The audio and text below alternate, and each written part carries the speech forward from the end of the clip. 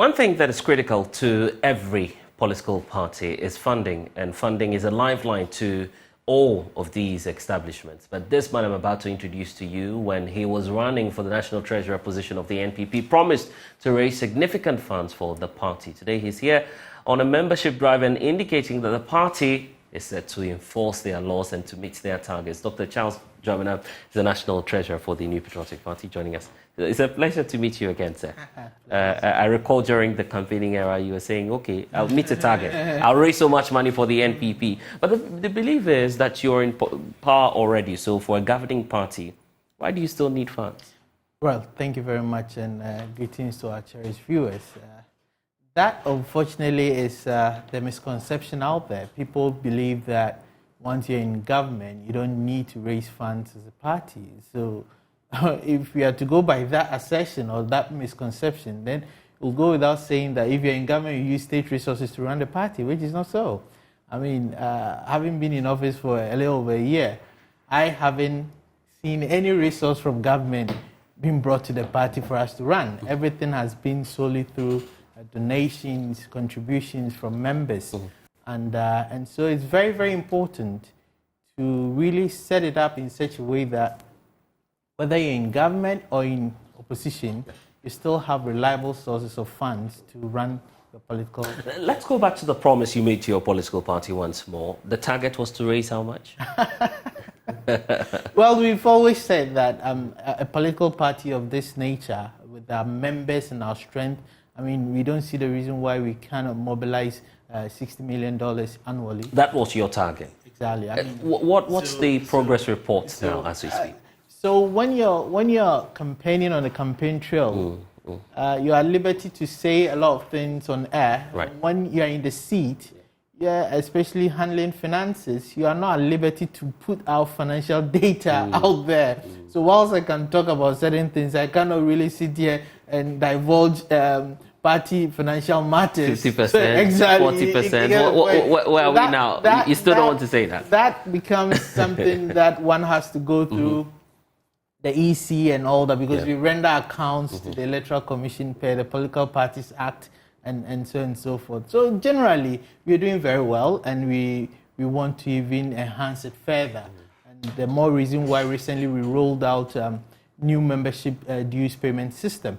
And working together with the General Secretary, the National Organizer, under the leadership of our Chairman, Honorable Stephen, and team, we are working to ensure that every member finds it very convenient to pay. Now, dues payment is put into four main categories. The bronze category, that's those who opt to pay 2 cedis to support the party every month. Then the silver, 5 cedis every month. Gold, 8 cedis a month. And then platinum, 10 cedis a month. And the payment is very simple. You dial *920 *270 hash. Okay, so is this a new short code or an invention that you're putting in? It is a new short code. Right. And the good thing about this is that it's been done solely by in-house technology and capacity. And previously, we had some form of payment through short code MTN deductions and all that, but we're relying on third parties. Okay. So funds will go to the third party before they send to us. It had its own challenges, but currently everything is in-house. You dial the short code *920 *270 hash. Then you follow the prompts, you pay your dues and all that. You don't need to really be a registered member to pay your dues because the system recognizes the numbers. So the payment is aligned to a number. So if today you are not a registered member, but you want to support the party by paying a dues, you pay the money, it's resolved to your number. Tomorrow, when you decide to register as a member, the number will be recognized that this number has paid dues on previous occasions. Oh, that's unique. You have people of goodwill just donating to the NPP? We do. People do that? Yes, and a lot of people, non-political people like yourself who are not for any particular political party, do support because it's in everyone's interest. You take donations from everyone? Yeah, we take.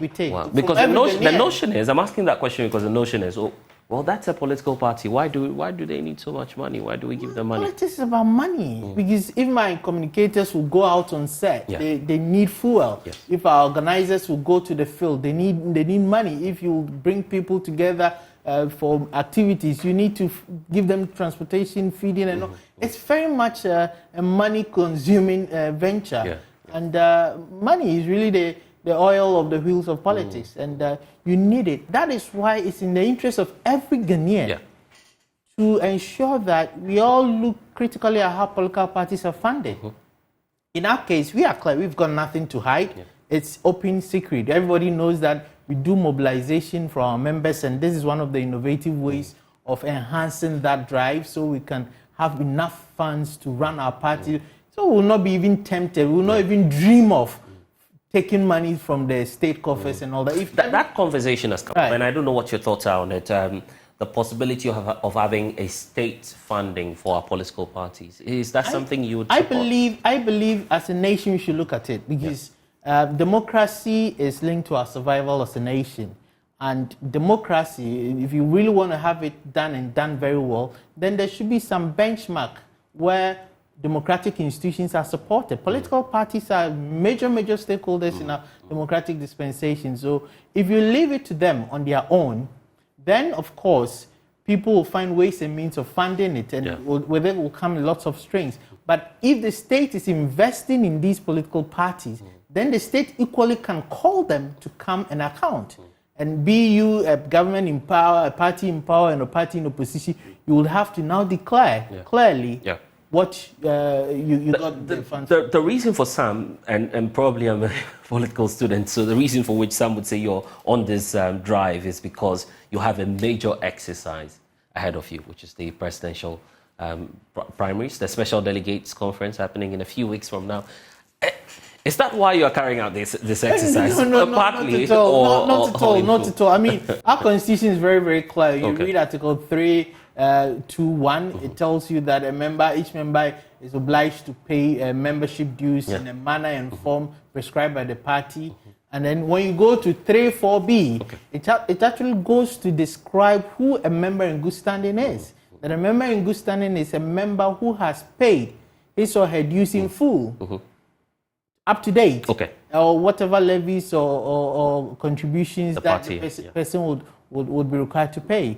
And so, I mean, if we are going into an election and you are a super delegate, for instance, you are a super delegate by virtue of the fact that you're a member in good standing. So you're back to my point again. If you are not in good standing, then of course you stand a risk of being disenfranchised. Okay, there are a lot of people watching us, and I believe that some of them may form that delegates list that will be the special delegates to vote. So they're very concerned about this. Let's be clear about the constitutional provision of the NPP. If I don't get to pay my dues to date and August 26 comes, will you allow such people to vote? That's what the Constitution says. I mean, the Constitution is very clear in black and white. You go to Article 3:4b and you read. That's what it says. Of course, the interpretation and otherwise is left to the legal directorate, lawyer Gary Nimaku and co to do. But I mean, for us, but if you attempt to explain it, by our point is you have to be in good standing. You should have paid your dues up to date. And if we are holding elections in August, and you are a delegate, then it goes without saying that you should have paid up. Look, I'm sure the delegates will start running to your office right now, because they don't need to come to the point is, and you've heard that refrain, this is cocoa season for them, so they'll come to your office and come and pay. So the beauty is that we've made it very convenient. Last week, our national chairman Stephen Tim, launched this short code, and it's very convenient. You don't need to run to my office or to any party office. Just stay in your home and pay. *920 *270 hash. You are at liberty to choose whether you pay 2 cedis a month or 5 cedis a month, 8 cedis a month, or 10 cedis a month. You do that, you pay, and you are in good standing. So you don't have any surprises being sprung on you come the D-Day. You're running internal reorganization. Obviously, you're a politician, so we can't leave that out. How are you, first of all, positioning your office to be of help to that process? And what's your expectation also from the candidates themselves and aspirants who are going through this process? Right. So everything in politics revolves around money, or largely, almost everything. And so these processes We'll need people going up and down. We'll need people putting things together. It's a bit of organization. My national organizer is not sleeping. He's working 24/7, supported by the wings. All these movements are facilitated by funds. And so our office is to ensure that we have the funds to make sure the wheels don't grind to a halt, that we're able to carry on the activities within good time and at good speed. And I believe so far the aspirants have also comported themselves very well, and we hope that they can even improve upon it, so that at the end of the day, I mean, this first round is to limit it to 5, then we'll go again in November to choose the main candidate. So if we tone down whatever it is that would bring antagonism, once we're done with it, reconciliation becomes easier, and we'll be able to present a united front. And that's what we are looking at, and we are supporting in every way possible. Are you expecting the presidential candidates, or aspirants as they are now, to support the party in any way, in organizing? Because this is a very capital-intensive exercise you're about to go through. Looking at the mode by which you want to organize the elections, first of all, the fear is that there will be a lot more cost involved. After engaging, all the stakeholders, the aspirants, what financial burden or financial responsibility are you placing on them, for instance, in the organization of this? Well, I at this point it will be a bit unfair to ask aspirants to now pay again for the organization, having paid filing fees and paid nomination fees to pick the forms and all that. And so the burden now rests on the party to mobilize the needed resources, and these things like the membership dues and all that are very essential in arriving at that. That is why it's very important that if you're a delegate, a super delegate listening, and you haven't paid your dues, in the interest of fairness, in the true spirit of the party, you need to immediately pick your phone, dial *920 *270# and then pay your dues. I mean, you could do that as little as 2 Ghana cedis, whatever. Make sure you pay up to date and then support the party in any way possible. Because the super delegates, technically speaking, are super. The word super, they are elite delegates. Yeah.